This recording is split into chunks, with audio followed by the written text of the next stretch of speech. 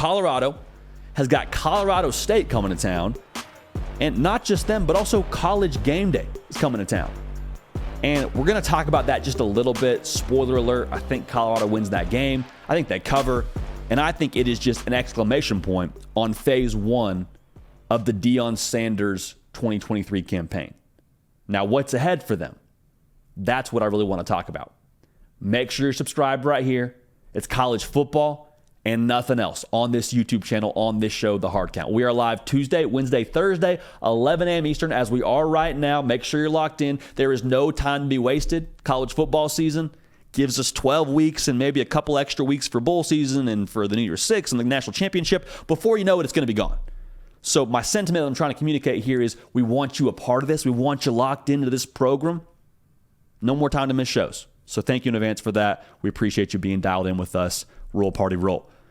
As I was saying, this game right now that they play against Colorado State, this is like the grand finale to phase one. They have everyone's attention right now. And they've earned that attention. And it's not just been what they've done on the YouTube side of things and the social media and what they've done there, because they've crushed it there, right? No shade being thrown. I mean this with all sincerity. They have crushed it in those avenues. But they've also crushed it where it matters, on the field. It's not just this bravado. It's not just this talk and this image and this brand they've put out there. They have backed it up 110% on the field. That game against TCU on the road put everybody on notice. That game against Nebraska at the crib in Boulder, I mean, they are who they think they are right now. But the reality is, this game against Colorado State, even if you had Colorado winning 3 football games, you had them beating Colorado State. So this will be a grand finale. It'll be a phenomenal platform for their team, and it is kind of closing the book on this first phase for Colorado. Because there's still a lot of people saying, yeah, but it was TCU, and TCU lost a lot. I know they were ranked high. I know it was in Fort Worth, but hey, come on now. Like, TCU lost their whole offense. A lot of people saying, well, it's great you beat Nebraska, but come on. First year for Matt Rule. Let's all just kind of dial back expectations. Let's dial back what we're talking about with Colorado, and that's what they're saying. They're saying, hey, great, but I need to see more. Or they're invalidating what you did those first 2 weeks. And that's fine, because you look at what's ahead for Colorado, and it is an enormous opportunity. They go at Oregon, and then they go and play USC in Colorado, actually. So on the road, then back home, 2 teams that are, to be real, probably the class of the Pac-12 right now next to Utah. And these 2 games, I think, have a chance to prove to everybody exactly what Colorado will be competing for when it comes to November. Because in these games, if you beat either of these teams, there's no wondering about Colorado anymore. We'll talk about that more in a second. Here's what I'm most excited for in these football games. You know who plays quarterback for Oregon and for USC, respectively? You got Bo Nix, you got Caleb Williams, 2 of the best in the country. And I expect both these games to have a similar style of play to them. Like, I expect the offenses to score points in a very big way. That's not throwing shade at any 3 of those defenses. There's just question marks. And also, there's really good quarterback play. So Shedeur Sanders, the pressure falls on his shoulders, and that pressure is privilege. And I promise you, he has these games circled as well. He's a competitor. He's ready to prove what he's made of. He's heard all the talk about Bo Nix. He's heard all the talk about Caleb Williams and what they are in the Pac-12. Shedeur Sanders feels like he's a pretty good quarterback too. Everyone in Boulder, Colorado feels like he's a guy that should get some more buzz. I believe Mel Kiper just put him as the number 3 quarterback when it comes to next year's NFL draft prospects. Like, he's getting some juice now. This will be a chance for him to prove it. Because in these games, he doesn't need to have the better stat line. But if Colorado wins those football games against Oregon on the road and when USC comes to Boulder, it will be because of Shedeur Sanders. He has to be the difference maker. There is no world where Colorado ends up 2-0 through that 2-game stretch, and you get an average Shedeur Sanders where he throws like 200 yards, maybe 1 interception, 2 touchdowns. Like, that will not be his stat line if you see a dub next to the Colorado logo in either of those games. He will be the difference maker. He is the one who is the catalyst for this offense. The offense goes through him. Quick game, he's got to be dialed in. He's got to know where he's going pre-snap.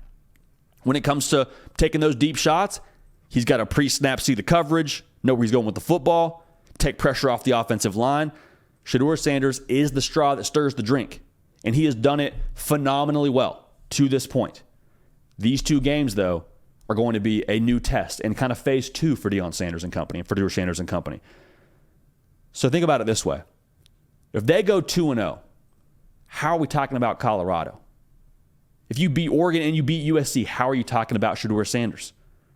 I think at that point you're heading into October and you're undefeated and your toughest test is at Utah to end the year. You also play Oregon State, but you play them in Boulder. Like, are we talking about Colorado as a college football playoff contender in their first year? And y'all, that sounds crazy to say, but I think it's a reality.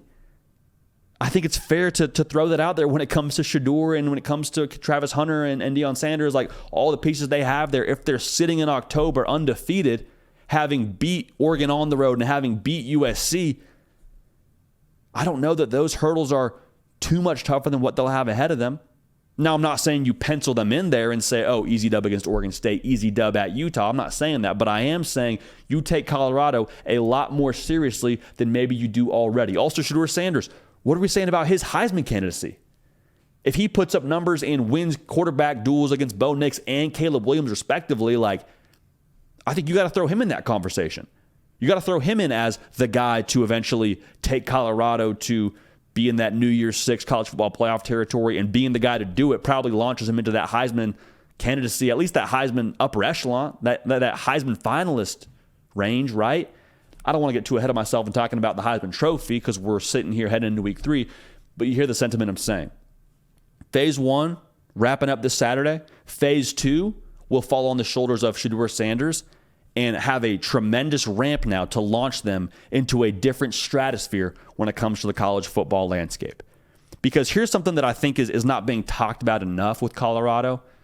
And I mean, it's not being talked about enough with Colorado in a unbiased, like even way. Deion Sanders is 2-0 and has tremendous good faith baked into what he's done these last 2 games. But there's also kind of this outside narrative about having to believe in Colorado.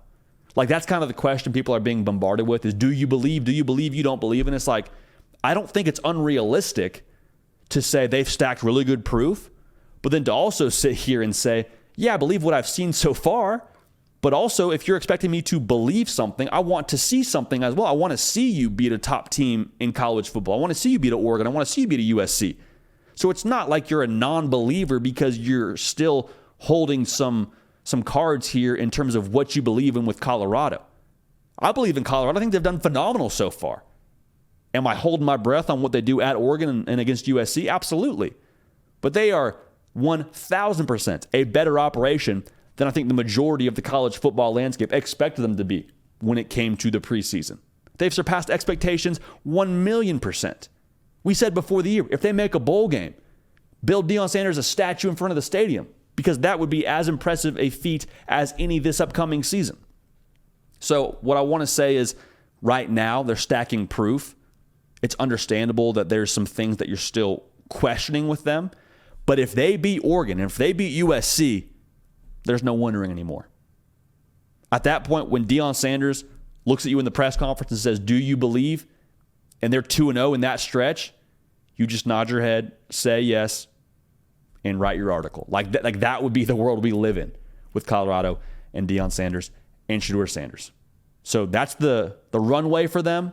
Tremendous, tremendous opportunity here in phase 2 of the 2023 mission for Colorado and Shedeur Sanders and Deion Sanders. I cannot wait to watch it.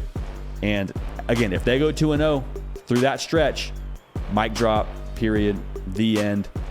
Colorado is a force in the college football playoff picture.